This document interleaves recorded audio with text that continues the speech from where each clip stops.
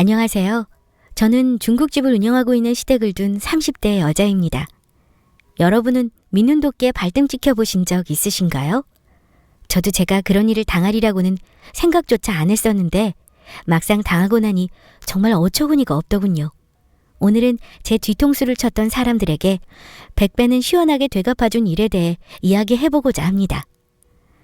저는 동네에서 유명한 중국집을 하는 집안에 시집을 갔습니다. 결혼하고 나서부터 저는 자연스레 시댁을 도와 시댁의 가게에서 일을 하게 되었는데요. 어머니께서는 저에게 5년 후에 이 중국집을 물려줄 테니 그동안은 무보수로 일을 배우라고 하셨고, 처음에는 단지 정말 일만 배우는 것인 줄 알았던 저는 흔쾌히 허락했습니다. 딱히 돈이 급하지도 않았고요. 그래서 저는 머지않아 일을 돕게 되었는데 정작 주방에는 들어가 보지도 못하고 하루 왼종일 서빙만 하다가 집으로 돌아오는 일이 다반사였습니다. 그래도 저는 곧 일을 가르쳐 주시겠지라는 생각에 꿋꿋이 일했어요. 가게 일을 돕느라 신혼인데도 불구하고 남편과 시간을 보내지 못했던 저는 내심 남편에게 미안했습니다. 그래서 하루는 남편에게 진지하게 물어봤습니다. 여보, 나 그냥 일 돕지 말까? 우리 이제 막 결혼했는데 내가 가게 나가느라 바빠서 당신 신경도 못 써주고, 집에 오면 피곤해서 맨날 뻗고, 우리도 우리만의 시간이 필요한데 그러질 못하잖아. 에이, 난 괜찮아. 주말도 있고 한데 뭐. 어머니가 당신한테 가게 물려주시려고 더 빡세게 그러시는 것 같은데 힘들더라도 이럴 때 잘 배워둬야지. 안 그래? 그건 그렇지만 나 가게 나간 뒤로 한 번도 주방에 못 들어가 봤어. 하루 종일 서빙만 하다가 끝난다니까? 솔직히 힘들어. 내가 이거 왜 하고 있나 싶기도 하고. 원래 모든 건 밑바닥부터 시작하는 거잖아. 서빙도 기본 중에 기본이고 다 생각이 있으셔서 그러시는 걸 거야. 그러니까 당신이 조금만 더 기다려봐. 남편은 제게 괜찮다며 말했지만 사실 괜찮지 않은 건 저였습니다. 명색이 신혼인데 결혼하자마자 가게를 돕느라 남편과는 거의 잠잘 때나 되어서야 겨우 만난다는 것이 말이나 됩니까? 내심 남편이 가게를 나가지 말라고 해주기를 기대했던 저는 맥이 풀렸습니다. 이왕 이렇게 된 거 정말 열심히 하자는 생각이 들었고, 그 뒤부터는 온 신경을 가게에만 집중하기 시작했습니다.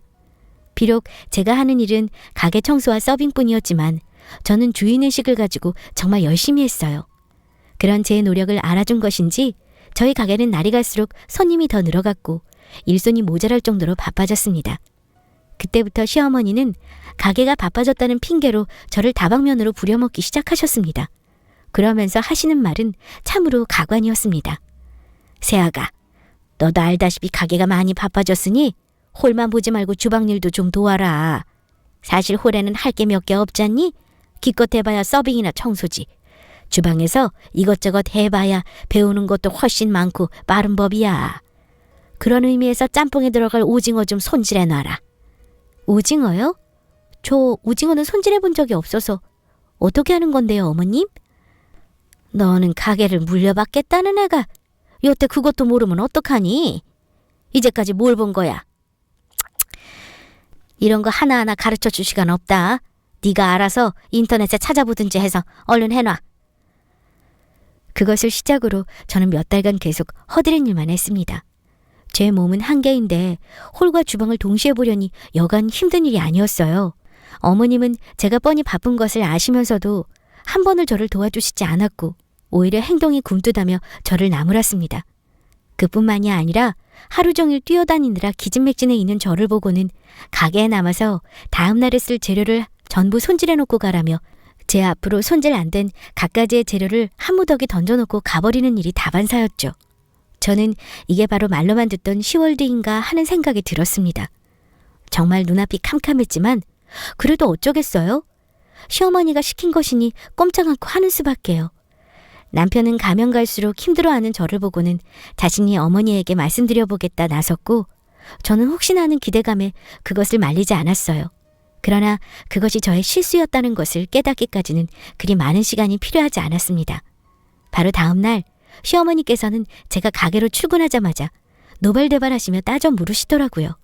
예, 너는 네 남편한테 대체 뭐라고 말했으면 나한테 너 좀 그만 괴롭히라는 소리가 나오니? 네?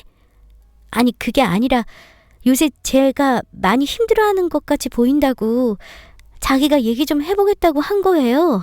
아이고, 네가 뭐 한 게 있다고 힘드냐? 고작 음식 나르고 마늘 까고 한 것밖에 더 있니?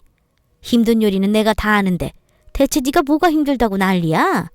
내가 잡일 좀 시켰다고 그래 고세 네 남편한테 내가 너 괴롭힌다고 일렀냐? 아니에요, 어머니. 죄송해요. 다시는 이런 일 없도록 하겠습니다. 이 정도도 안 하고 남의 가게를 물려받을 생각을 했냐? 어림도 없다. 내 가게를 물려받고 싶거든. 찍소리 말고 내 말을 따라. 그게 싫으면 당장 때려치워라. 난 상관없다. 결국 이 일로 저는 시어머니에게 미운 털이 아주 제대로 박혀버렸고, 그래서인지 저를 대하시는 어머님의 태도 또한 아주 차가웠습니다. 더 힘들게 부려먹는 것은 당연했고요. 한 번은 갑자기 가게에 아주 중요한 손님이 오시기로 했다며 저더러 홀부터 해서 주방, 화장실까지 찌든 때 하나 없이 아주 번쩍하게 청소를 해놓으라고 하시는 바람에 주말인데도 불구하고 저는 하루 종일 가게를 청소해야만 했습니다. 평일 내내 밤낮으로 일한 탓에 이미 저는 녹조 상태였지만 이번 기회에 만회를 한번 해보고자 정말 열심히 쓸고 닦았어요. 그러자 결국 그 손님은 오시지 않았고 뒤늦게나 시어머님은 약속이 갑자기 취소되었다며 알려주셨습니다. 제가 이미 청소를 다 끝마친 뒤에 말이죠. 그때 저는 깨달았습니다. 이것은 그저 시어머니가 저를 골려주기 위한 핑계일 뿐이라는 것을요.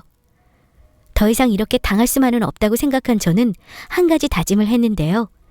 언제 가르쳐 주실지도 모르는 레시피를 기다릴 바에야 제가 직접 레시피를 만들겠다는 것이었습니다. 비록 배운 거라고는 재료 손질밖에 없었지만 저는 틈틈이 레시피 개발을 위해 공부했습니다. 저는 잠까지 포기해가며 모든 시간을 레시피 개발에 투자했어요. 물론 그러는 동안에도 시어머니의 횡포는 계속되었지만요. 정말 힘들었지만 이것을 다 견뎌내고 제 레시피도 완성되면 어머니도 제 노력을 인정하고 가게를 넘겨주실 것이라는 믿음 하나로 꿋꿋하게 버텨냈습니다.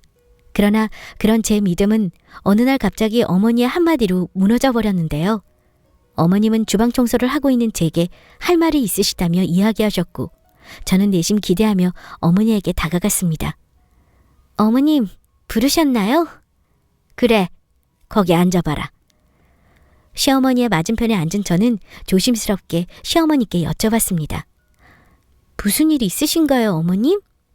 내가 너에게 중요하게 할 말이 있어서 불렀다. 중요한 일이요? 나도 이렇게 될 줄은 꿈에도 몰랐는데 너한테는 참 미안한 일이지만 너에게 가게를 물려줄 수 없게 되었다. 네? 그게 무슨 말씀이신가요, 어머님? 저의 경악스러운 반응에도 시어머니는 여전히 냉랭한 표정으로 저에게 통보하듯이 말씀하셨습니다. 너희 시누이 있지 않느냐? 그 시누이 남편 사업이 망해서 당장 먹고 살기도 힘들다고 그러더라. 그래서 급한 대로 가게를 시누이한테 물려주려고 한다. 뭐 너도 이제 오래 일하기도 했고 배울 만큼 배웠으니까 내일부터 주방에서 요리하도록 해라. 대신 앞으로는 매달 월급을 주마. 그리고 앞으로 시누이가 가게 맡으면 시누이 좀 잘 돕도록 하고. 저는 그 말에 격분하며 시어머니에게 따졌습니다. 아니 어머님, 이런 법이 어디 있나요? 저요, 시집와서 신혼생활도 거의 못 즐기고 월급도 안 받아가면서 무보수로 어머님 밑에서 5년간 일했습니다. 무려 5년이나요. 어머니께서 5년 뒤에 가게 물려주신다는 그 말만 철석같이 믿고 5년간 최선을 다해서 일해왔다고요. 그런데 이제 와서 갑자기 시누이한테 가게를 물려주시고 저한테 월급을 받으라고요? 그동안 밀렸던 월급 주시는 것도 아니고 앞으로 받으면서 일을 하라고요? 정말 저한테 너무하신 거 아닌가요, 어머님? 그래서 나보고 어떻게 하라는 것이냐? 당장 네 시누이네 굶어 죽던 길바닥에 내려앉던 너한테 가게 물려주고 모른 체 하라는 것이냐? 어쩜 그렇게 이기적이고 뻔뻔할 수 있을까? 내가 너를 그렇게 안 봤는데 크게 실망이구나. 더 할 말 없다. 가거라. 시어머니는 본인 할 말만 하신 후에 자리를 떠나셨고 저는 큰 충격에 멍하니 허공만 바라보고 있었습니다. 그동안 열심히 노력해왔던 제 모습들이 전부 부정당하는 것 같아서 정말 마음이 아팠고 서럽고 억울했습니다.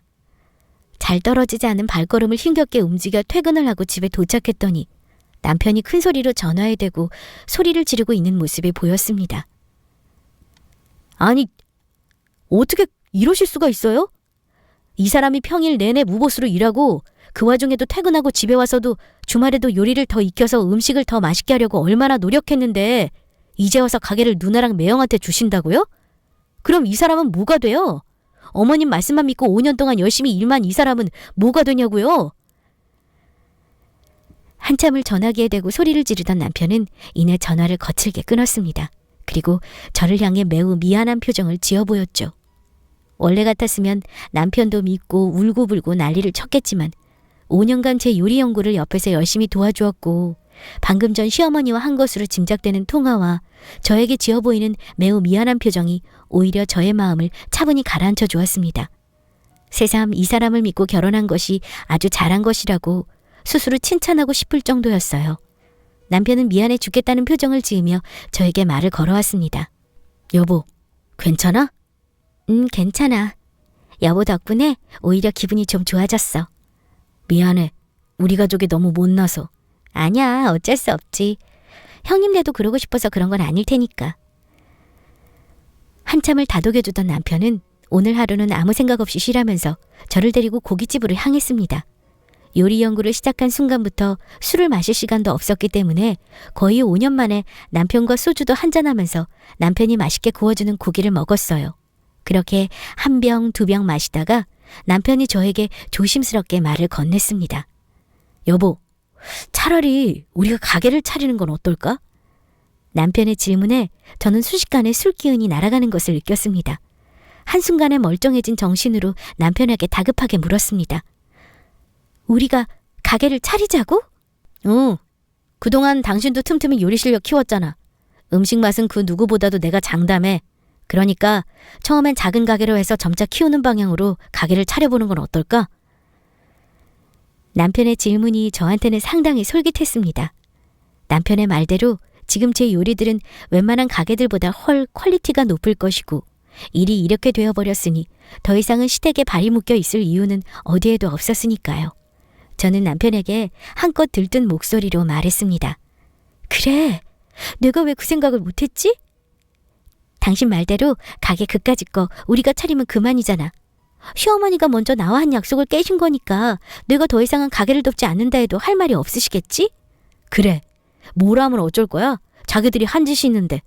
그동안 당신 어머니 가게에서 일하면서 해보고 싶었던 것들 마음대로 해보지도 못했잖아. 이번 기회에 마음껏 해봐. 내가 도와줄 테니까. 정말 고마워 여보. 나 정말 열심히 할게. 어머님 가게보다 훨씬 유명하게 만들 거야.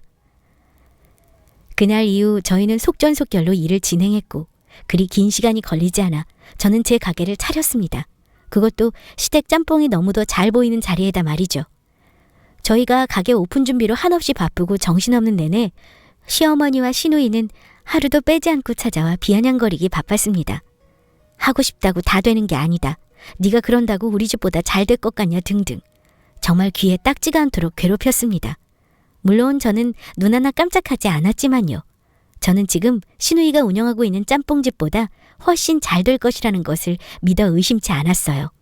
어느덧 가게를 오픈하는 날이 되었고 그날은 그야말로 핵폭탄급이었습니다. 전에 시어머니 가게에서 일할 당시 저를 예쁘게 봐주었던 손님들은 물론 소문에 소문을 타고 손님들이 끊임없이 찾아와 주셨습니다. 오픈 날에는 많이 바쁠 것 같아서 남편이 쉬는 날로 잡고 같이 일할 수 있도록 조정해 놓은 덕에 남편과 저는 쉴 틈 없이 바쁘게 일했습니다. 그렇게 가게 오픈 첫날에 저희는 대박을 터뜨렸습니다. 겉으로는 자신만만해 보이던 저였지만 혹시라도 잘못되면 어쩌나 하는 걱정이 아예 없던 것은 아니었던 터라 얼마나 다행인지 모릅니다. 저와 남편은 그야말로 날아갈 듯이 기뻤어요. 그렇게 둘이서 조화를 하고 있는데 별로 반갑지 않은 불청객이 저희를 찾아왔습니다. 바로 시누이였는데요. 시누이는 그야말로 똥 씹은 표정으로 저희에게 다가와 쏘아붙였습니다. 아니, 사람이 그러고 싶어요? 뻔히 우리 짬뽕집 앞에다가 가게 차리는 거 무슨 심보인데? 지금 한번 해보자는 거예요? 시누이가 말한 의도가 아예 없던 것은 아니었어서 저는 순순히 인정하며 말했습니다. 뭐 그러려고 그랬던 것도 없진 않았어요. 제가 워낙에 당한 게 커서. 보여드리고 싶었거든요. 어머니가 기껏 가게 안 물려주셔도 저 알아서 잘 먹고 잘 산다고 말이에요. 다행히 그 첫 스타트를 잘 끄는 것 같아서 얼마나 다행인지 몰라요. 뭐요? 그깟 가게? 참, 그깟 가게 물려받고 싶어서 5년을 빌붙어 있었던 주제. 올케, 지금 우리 엄마가 올케한테 가게 안 물려주려고 나한테 줬다고 앙심 품고 이러는 거잖아요. 유치하게. 신우이의 선 넘는 말에 저는 그만 이성의 끈을 놓고 말았습니다. 그동안 참아왔던 말들을 가리지 않고 다 뱉었는데요. 유치해요? 나 5년 동안 가게 하나 물려받으려고 돈 한 푼 안 받고 가게 도왔어요.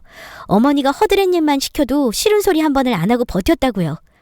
어머니가 가게 주방 단 한 번을 못 쓰게 했어도 저 혼자서 자는 시간 없애가면서 공부하고 만들어냈어요. 전부 다 제가 가게 물려받았을 때 좀 더 떳떳하고 싶어서였다고요. 근데 하루아침에 그걸 형님한테 뺏겼는데 제가 제정신이겠어요? 엄마가 일부러 그랬겠어? 내가 딱 하고 안 됐으니까 엄마로서 좀 도와준 걸 가지고 어쩜 이렇게 뒤통수를 쳐? 올케가 그러고도 우리 집 며느리야? 세상에, 자기 시어머니랑 시누이 뒤통수 치는 며느리가 어디 있어? 그럼 며느리 뒤통수 치는 시어머니는 세상 천지에 어디 있는데요? 됐고요. 저 이제 그 가게랑 아무 관련 없으니까 다시는 이런 일로 찾아오지 마세요. 제가 안 입고 오면 형님이 노력해서 저희 가게 눌러버리면 되잖아요. 저는 제 갈 길 갈 테니까 형님은 형님 갈 길 가세요. 서로 신경 끄자고요.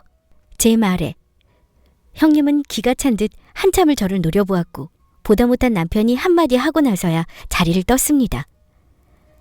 형님이 가고 남편은 제 눈치를 보며 말했습니다. 미안해. 정말 어쩜 둘이 저렇게 심보가 고약한지. 내 어머니 누나이지만 정말 너무한다들. 계속 저렇게 나오면 내가 가서 단판을 지어야지. 당신 잘못 아닌데 왜 당신이 나한테 미안해. 저런 사람들은 그냥 실력으로 눌려버리면 그만이야. 보란듯이 성공해서 코를 아주 납작하게 만들어줄 거야. 그래, 나도 옆에서 도와줄게. 이번 일로 나도 우리 가족한테 정 다 떨어졌어. 이제는 당신만 생각할래. 그렇게 저희는 그 어느 때보다 끈끈해졌습니다. 오픈빨이면 어쩌나 걱정했던 것과는 달리 저희 가게는 날이 갈수록 대성했고 인터넷과 여러 SNS를 통해 널리 퍼져나갔습니다. 그 덕분인지 가게를 차린 지 불과 2년 만에 유명세를 타고 동네 맛집에서 전국 맛집이 되었고 동네 단골 손님만 찾아오던 초창기와는 다르게 이제는 전국 곳곳에서 저희 요리를 맛보기 위해 들러주셨습니다.